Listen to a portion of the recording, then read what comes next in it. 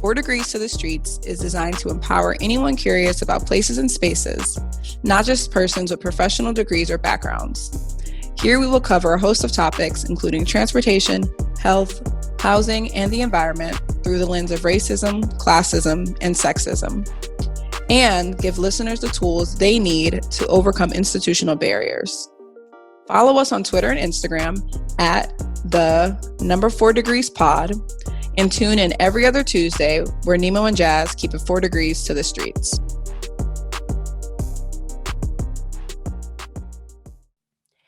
Hey everybody, welcome back to the 4 Degrees to the Streets podcast. Nimo and I are so excited to talk to you about today's episode 9, climate change.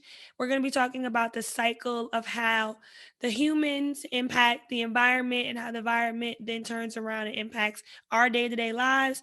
Make sure you listen and watch episode 8, Where the Money Resides. Nimo and I linked up together in DC to record our very first episode in person, kind of mid-pandemic, mid-pandemic, kind of like towards the end of the pandemic. We hope so. Hopefully we on like the bell curve, like we on like the end of it. But you can watch the full 27-minute episode on our Instagram, our IGTV videos. You can download and listen to the episode wherever you get your podcast. Make sure you like and review the podcast on Google Podcasts and Apple Podcasts, and comment on the IGTV video and let us know what you thought of our energy. Nimo, how you doing today, girl?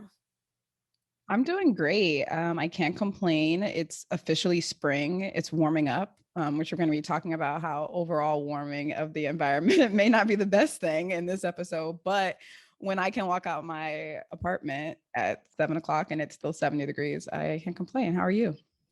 I'm good. I enjoy walking out at 7:00 at night and it's not dark. That is super refreshing. Right, exactly. This was actually a dark winter. We were just talking about mid-pandemic, but it was dark. But also, this episode timing is really nice because it'll be coming out right before Earth Day 2021. So Earth Day is on April 22nd. It must be like my childhood in elementary school that always makes Earth Day super exciting because you just get to be outside. But today, as Jasmine mentioned, we're going to be talking about climate change and how that is connected to the built environment, as well as human behavior, human actions, and how that impacts the environment and the climate. And then in turn, by a result of human behaviors and climate change, how that impacts our day-to-day lived experience. And so even though Jasmine and I both studied planning, we are not experts in climate change. We know a little bit just from our education and daily work life and our own personal interest, but we are going to have some of the resources that we talk about in the show notes as well. And so I'm going to turn it over to Jasmine so she can kind of give the introduction to some of the terms we're going to be talking about today as it comes to climate change and weather. I always hated Earth Day because it meant that we had to go outside and clean up trash. There was like a park behind my middle school, and people used to, of course, litter in the park. And so we would literally go outside on Earth Day and clean out trash in the park. So I hated Earth Day. Gosh. It was the worst day. We You were didn't like get the to little plant no seeds. No, we were like pots. a chain gang. Like we had the little sticks that they see like the prisoners use on the side of the highway. It was really bad. I hated it so much. Ooh. So the first thing that we're going to talk about in terms of climate change is global temperature rise. And that's pretty much the foundation of the climate changing, and that is getting warmer. It's why we in a previous era used to refer to climate change as global warming. I'm going to focus right now on the difference between climate, temperature, and weather. Because when we talk about climate change, we often refer to different daily temperatures, but individual daily temperatures are aggregated together to get our climate. And so weather or temperature is what we experience on a day-to-day basis. Climate is what we experience over long periods of time and kind of like averages. For instance, The climate in South Florida is in the tropical zone. It's in the same zone as some of the Caribbean islands. And so it's typically warm there. Although every single day in South Florida doesn't have the same weather. Some days it might get as low as 50 degrees, and other days it might go over 100 degrees. But on average, it has the climate of a tropical zone. So if the summers seem hotter lately, that may indicate that the climate has changed. But it doesn't necessarily mean that one hot day or one cold day means that the climate is changing. And so when we talk about climate change, we're not just discussing changes in the everyday weather, but how those changes in the weather are aggregated across time. So when scientists talk about climate, they're referring to changes in average precipitation, changes in average temperature, even changes in humidity or in the amount of sun that shines on a particular day. Um, and so when we have this conversation, a lot of times we focus on extreme events. And those events, even though they seem to happen at random times, it's more so the frequency at which they occur that indicates a change in the climate, if that makes sense.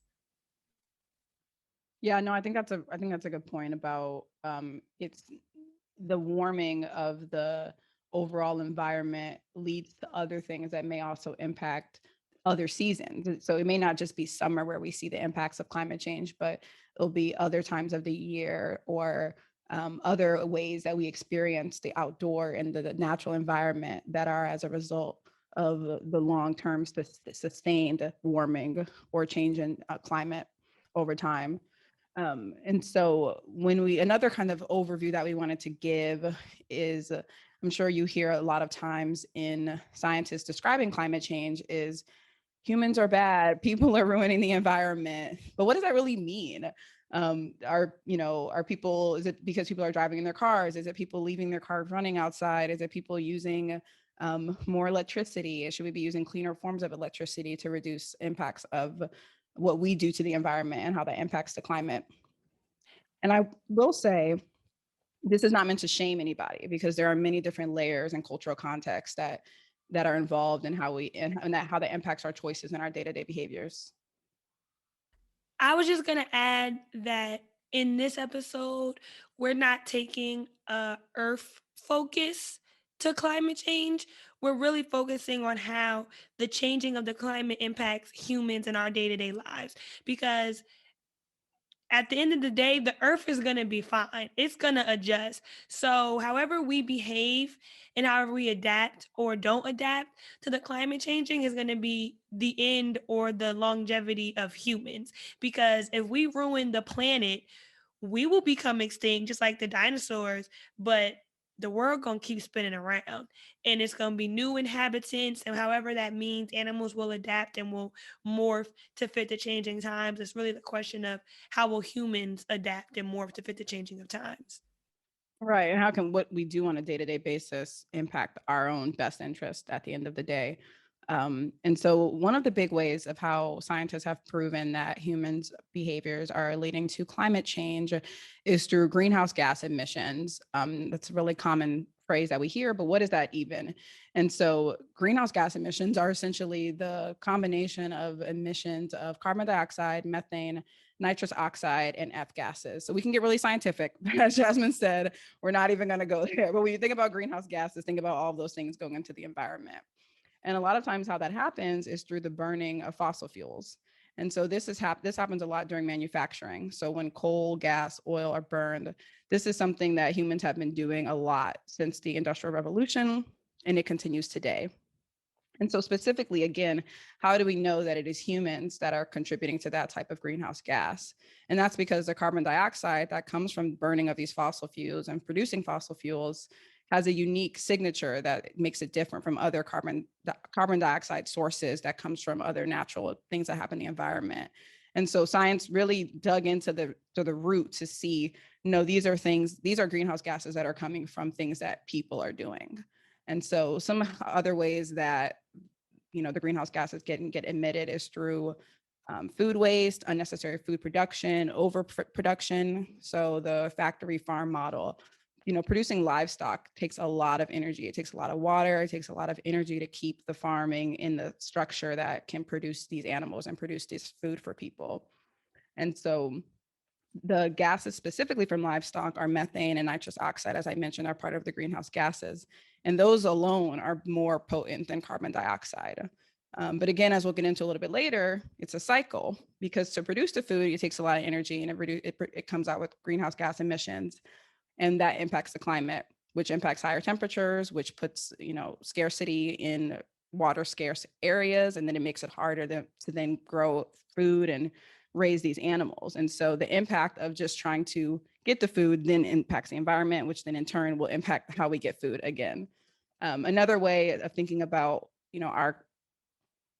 our contribution to climate change and consumption is some of the materialism ideas that we're told and that we're taught, and that having more things is better. And so then that increases how things are produced. The world has to keep producing to match, the amount of things that people are wanting. And the last thing that I'll touch on is population growth. And again, population size has a whole host of things that are attached to it, depending on where people live.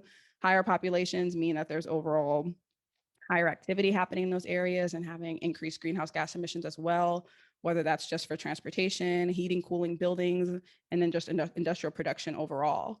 But even if the amount of greenhouse gas emissions that someone is producing on an individual basis is kept the same, just the overall growth in people is not enough to curb kind of the individual day-to-day things that someone may be doing in their life and how that impacts greenhouse gas emissions. So Nemo just kind of gave you the science on how humans, like we talked about, it's a cycle, how humans impact the environment. Now I'm going to pick up and talk about what exactly is that impact. And so we get in these numbers from climate.gov, which is part of NASA's website.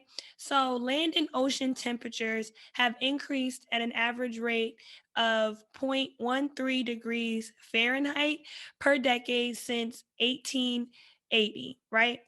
Since 1981, so about 100 years later, the rate of temperature increase has doubled. So now the average temperature increases per decade around 0.32 degrees Fahrenheit. So if you can just imagine, that's what we're talking about in terms of human behavior. So every single decade rather, from 1880, the temperature just on average increased about 13 degrees Fahrenheit, 0.13 degrees Fahrenheit, so less than 1 degree Fahrenheit. It's increasing every decade, pretty steady. 1981, it starts to accelerate. It doubles. So if you can imagine like a exponential graph, it's kind of like that S in the positive direction, taking you back to your 10th grade math class. That's the increase in temperatures. And so every single year since 1977 has been warmer than the prior century's average. 19 of the 20th warmest years have occurred since 2001. And so from 2015 to 2019, those were the top 5 hottest years on record. And so you can see how the temperature on average, the climate then has been getting warmer. What does that mean, Nemo, for humans? Now we've talked about the science of how the climate is being impacted by humans. We talked about what the impact of that is on the climate in terms of temperature. What does that mean for us living day to day? Okay, it's getting warmer. So what? I like warm weather. Right. And I had a flashback when you said that 2015 to 2019 was the top 5 hottest years on record. I distinctly remember summer 2019 because it was the last summer that we had, because summer 2020 didn't exist. And Meg Thee Stallion declared it hot girl summer. And it literally was, when we think about climate change. Don't mind me, y'all. I'm actually really corny in real life. So we just let that pass. But to Jasmine's point, we talked about things that humans do, things that the environment is reacting to, these greenhouse gas emissions. But on a day-to-day basis, what is the environmental impacts as a result of human behavior? Well, we're not just focusing on what the environment is doing, but looking at how the environmental impacts are then again impacting humans in their day-to-day life. And so I'm going to talk about two types of extreme events: winter storms and then hurricanes. And so winter storms, a lot of times when you're even watching the news and they're comparing the intensity of a winter storm, they will describe how it has happened over time. But a lot of times what isn't talked about is what led to that. And that is how the climate change connection happens. And so, for instance, with winter storms, when there's increased temperatures overall globally, that leads to increased evaporation in the environment. And then that leads to increased precipitation. And so precipitation is any form of, liquid coming from the sky, fog, rain, snow. And so when it's cold enough and there's increased precipitation, that will lead to heavier snowfall. But specifically when temperatures are warming throughout the globe and in the Arctic, that disrupts the polar vortex that is normally trapping cold air over the Arctic. And so when that is disrupted, that cold air can move further south towards the equator. And so that process is also known as a changing in the jet streams. And so when we think about recent events in Texas back in February, temperatures across the state of Texas and also the Midwest were 50 degrees Fahrenheit colder than the average that happens in those areas for that specific date. And so that storm in Texas had a lot of impacts that impacted people and how they live. And most importantly, people died. There was even an instance where someone froze to death. And a lot of that happened because in that region, that level of a harsh winter storm, even though Texas has had snow before, but that level of intensity was not expected. And that comes from the increased temperature, increased evaporation, and then an increase in precipitation when it's cold enough. People had power outages, electricity grids failed, there was no running water, and then water treatment plants also did not have power. And so people's water that they were getting was not clean. And so those were just some of the day-to-day human impacts that happened from an intense winter storm event. And so you think about why you saw images of roofs collapsing and ceilings collapsing and power outages in Texas when the weather was cold, but you don't see those same things in New Jersey or New York or Massachusetts. It's because the climate in the Northeast is adjusted for cold temperatures. So our infrastructure is built to be resilient against those temperatures. The climate in Texas is not designed is a warmer climate. So their infrastructure is built because we can predict that it's generally going to be warm. But without that stability in our climate saying, okay, it's generally going to be warm in Texas in the winter and it's generally going to be cold in New Jersey in the winter, we can't plan. How do you plan if you don't know if this winter it's going to be freezing and next winter it's going to be mild? How do you design your infrastructure to be successful? And that is what makes climate change, as part of the reason why climate change is so damaging both socially and economically, because it hinders our ability to plan for the future realistically. Yeah, I think that's a really good point, and even touches on when I was looking at some of the information on hurricanes, like for instance, Florida, they have regulations where their buildings have to withstand Category 5 hurricanes. It doesn't make sense for Texas to be overall planning into their types of codes to be preparing for a level of snow or cold weather, or or even in their power infrastructure system as well. It just wouldn't make sense. People would be like, why? But then when climate change shakes all of that up, they did now have to go back and plan after an extreme tragic event has happened. Spencer Glendon, he's a senior fellow at Woods Hole Research Center. He talks specifically about how climate change is going to change human habitats, and there's going to be what he calls climate refugees, of people migrating from certain areas of the world because they're no longer habitable for what they are used to. And I'm not talking about, oh, I'm used to living in a warm place for 5 years. I'm talking about generations of people and infrastructure being used to a particular climate and it completely switching on them. Yeah, no, that's a good point. Even myself, I'm gonna look into what he was talking about because I hadn't heard of him before. And so now I'm gonna talk a little bit about extreme events in the form of intense hurricanes. And so one way to think of it, I saw a quote, and it was through NPR, and I'll have it in the show notes, but it said hot water is like a battery charger for hurricanes. It sends energy and moisture into the storm. As it forms, it helps and grow more powerful storm and deadly storms.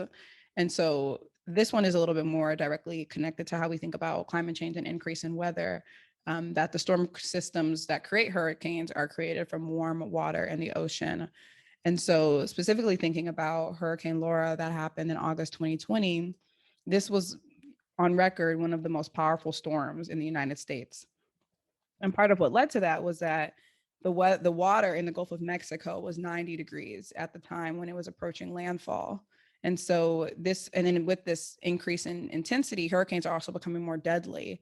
There were 77 deaths reported from that hurricane, and 63 of them came from Haiti and Louisiana alone. And then even because of the impact of the hurricane and the strong wind surges, it produced 16 tornadoes as well in the southern region of the United States. Another impact in how we think about how the hurricane damage impacts humans is there was agricultural damage that was more intense in Louisiana than from Hurricane Katrina and Rita. And both of those hurricanes happened in 2005. And so when we think about how climate is impacting the intensity of these hurricanes, what makes it, again, as Jasmine mentioned, hard to plan for is when the increased temperature is making the hurricanes increase strength right before it hits landfall. Normally, weather specialists can see if how intense the storm is going to be when it's a ways out. But as the temperatures are increasing, it gets hard to plan and prepare for how intense these storms are going to be.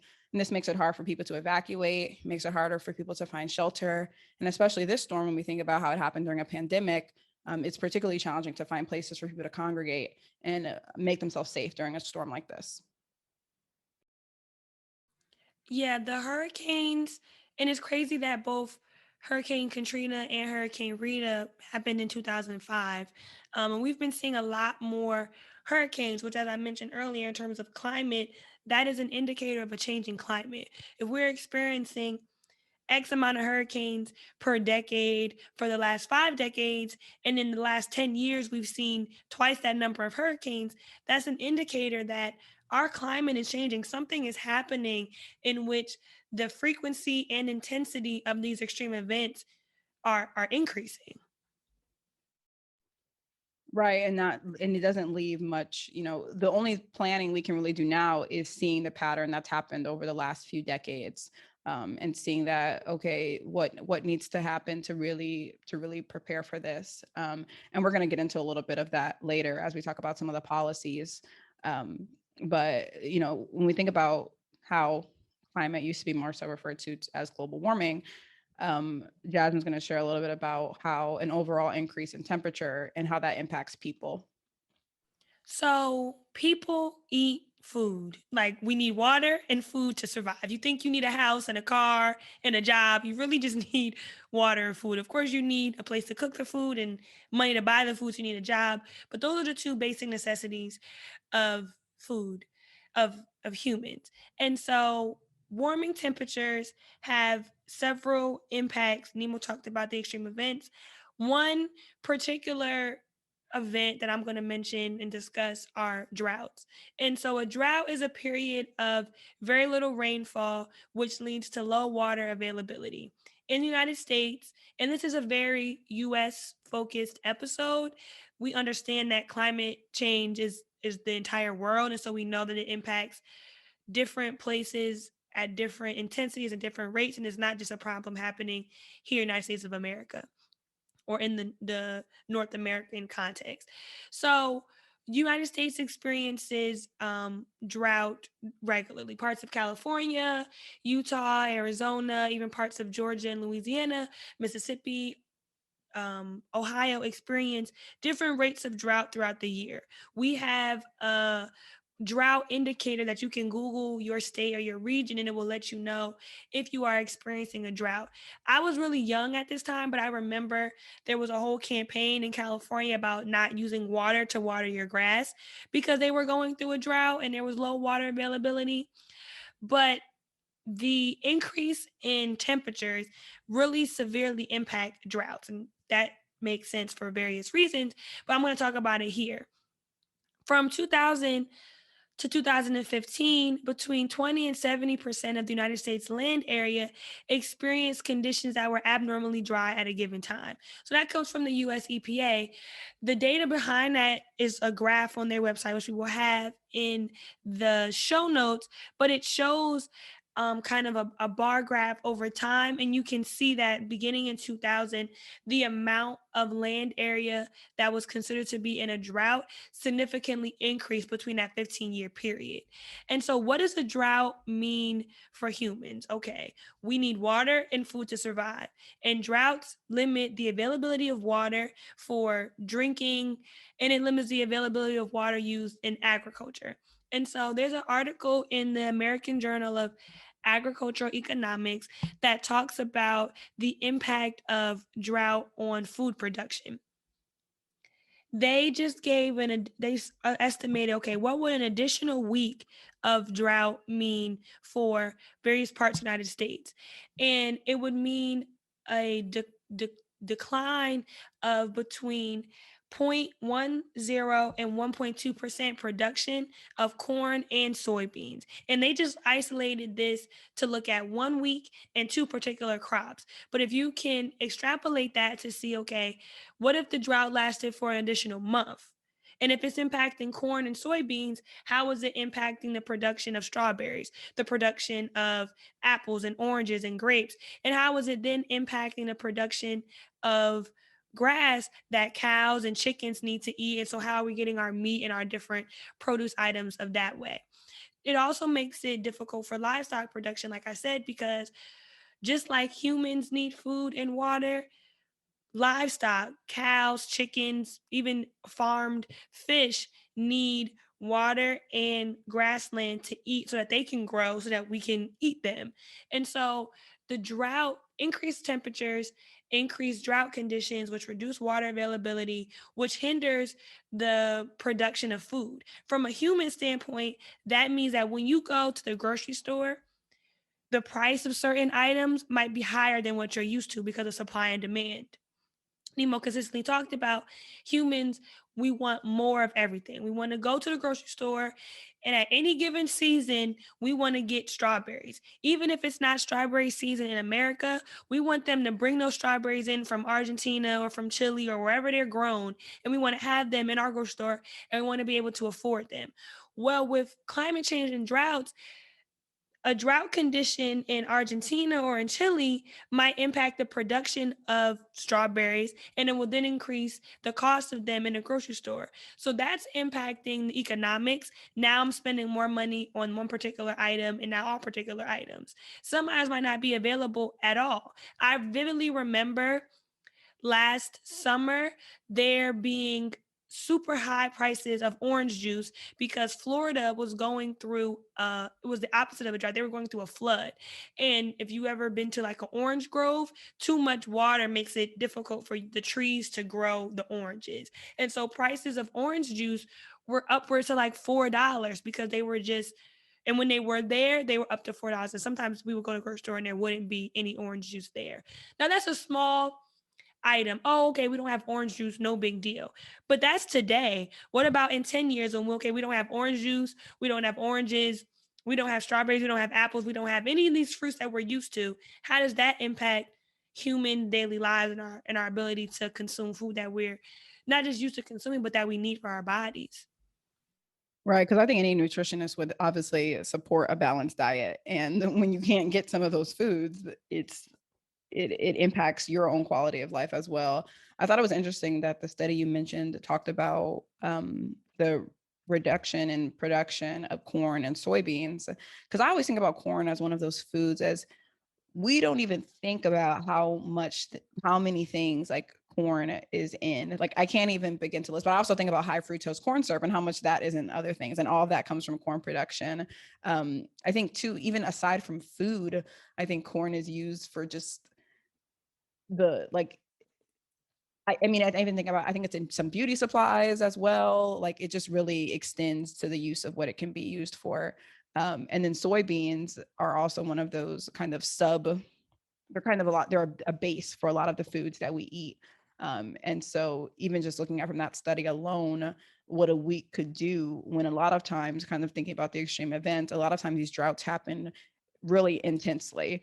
Um, but For then long periods of time, they can last upwards to 3 or 4 months. And even if you have a break in rainfall, that might not be enough rain to sustain the environment. If you ever been to a part of the country that's experiencing a severe drought where they can't grow, the earth is literally cracking.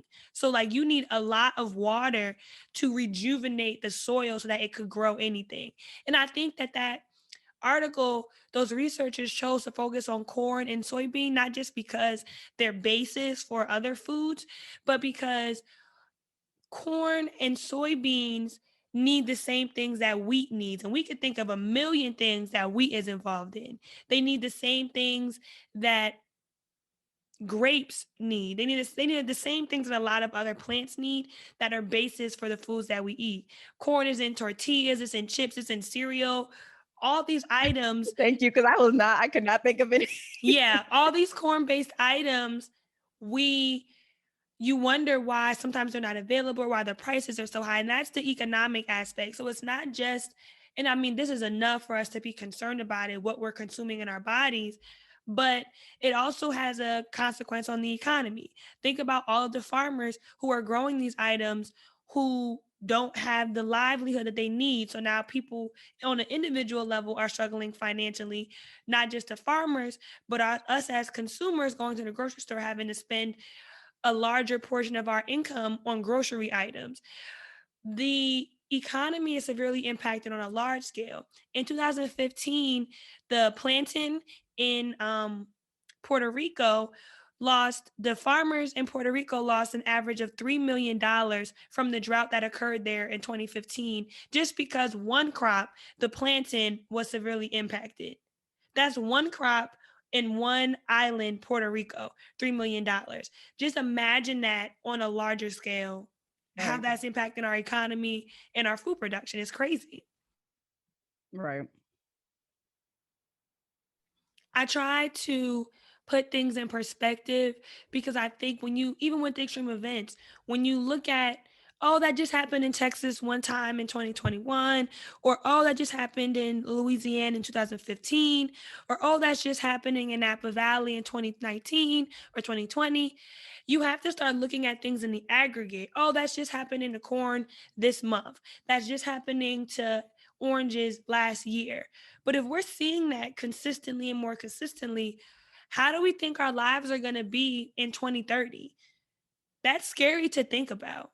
And I think it's important to think about too, as we were kind of preparing for this episode, thinking about, okay, what do we do when the storm clears? What do we do when the rain starts falling again? Okay, it's good. We can start growing again. Or okay, we have power back and we can now move back into our homes and be comfortable. Or okay, now we can go back after we evacuated for the storm. But I think in terms of policies, like, what do we do when the storm clears? What are we doing to either mitigate the impacts on people's lives after things get better? Because it's really just kind of for that short period of time, because it's going to happen again. Like you just said, Jasmine, one day it's oranges, next day it's avocados, then the next day it's corn, and it's something very, very essential to a lot of the pillars of what we eat. And so we are planning to do a follow-up episode on a lot of the climate, combating climate change policies that exist. But we wanted to kind of just dig into a little bit what some of those large federal policies are, what they look like. And even recently, as of this week, President Biden rolled out some of his plans for his $3 trillion infrastructure repackaging.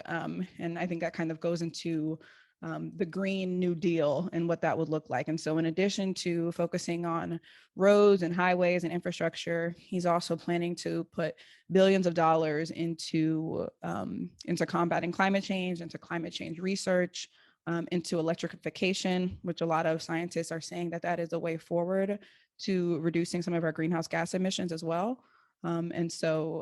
Yeah, we just wanted to kind of use the kind of end of the episode to talk about what those policies can look like and how they currently exist. Not just the policies, but our individual behaviors as well. And I guess that falls into a policy. But you see, I think General Motors has a plan for their for them to have an entire fleet by 2030 of electric vehicles. And we could get into a whole host of reasons why electric vehicles might be good or bad for the environment, but it definitely moves us from a gas first model, which would be helpful. Even on individual levels, recycling more. Okay, you go to the grocery store, you use those reusable bags. Places like DC and New York, and even some towns in New Jersey and California, if you need a plastic bag, they charge you for one. That's to reduce, our plastic waste in the environment. The Clean Air Act we talk about in our earlier episode, Clean Water Act, all of these acts are put in place to try to mitigate the impact that humans have on the environment. Riding your bike to work is another example, if you can, and even working on not sprawling. And that's a huge topic in planning. But the further that we live from central areas and the further we live from each other, the longer distance that we have to drive to get to essential services, that all has a negative impact on the environment. There's a book out there called Green Monopolist, and it's a guy who was living in Connecticut, and he measured some way his environmental footprint in Connecticut, in the suburbs of Connecticut, versus when he moved to New York City, and how it dropped completely because instead of driving everywhere, he would walk or take the bus or ride his bike, and it significantly reduced the amount of energy that he was exerting into the environment. Yeah, I think that's a good way to differentiate because while there are a lot of federal and state level policies, and for instance, a lot of states have been coming up with climate action plans that outline specific goals that they're going to, hold themselves accountable to. There are a lot of those individual actions that we can take on a day-to-day basis to reduce our footprint. And I think that goes back to kind of how I said, we don't want to shame anybody in what they currently do or their current environment or how they live, because we know there's a lot of different cultural contexts that impact that. But when you do start at an individual level, people will continue behaviors because of what they see and what they hear. And so as much as we do things on an individual basis, we are creating a culture for ourselves that can then expand to how our broader culture and network responds to certain things in the environment. I know I'm always super inspired by people who are reusable everything, no plastic bottles, always using reusable bags, driving a hybrid car. I'm just like, that is so great. Like, I aspire to those levels. Even growing up in Seattle, it was like, if you're not sorting your compost correctly and reducing food waste, what's wrong with you? That was a culture that was very normal to me. And then I moved to the East Coast, but we're not going to talk about that. But that was a culture. That was something that was normalized. And I think we were, as a region, we're able to reduce our footprint in a lot of ways. When I think about individual actions, and we can kind of, wrap up the episode. When I think about individual actions, I think the primary way that I try to focus on my climate change reduction is through driving. If I cannot drive somewhere, I will do my best not to. If I can, rather let's all ride together. We all don't need to take our individual vehicles to the same destination. Let's do that, because anything that you can do on a small scale, if everybody does it, it becomes a really large impact on the environment. No, I like that. And it reminds me of something I always used to say is that I'm the bus and the bus is me. And I will get on a bus, a train, or whatever, to not drive.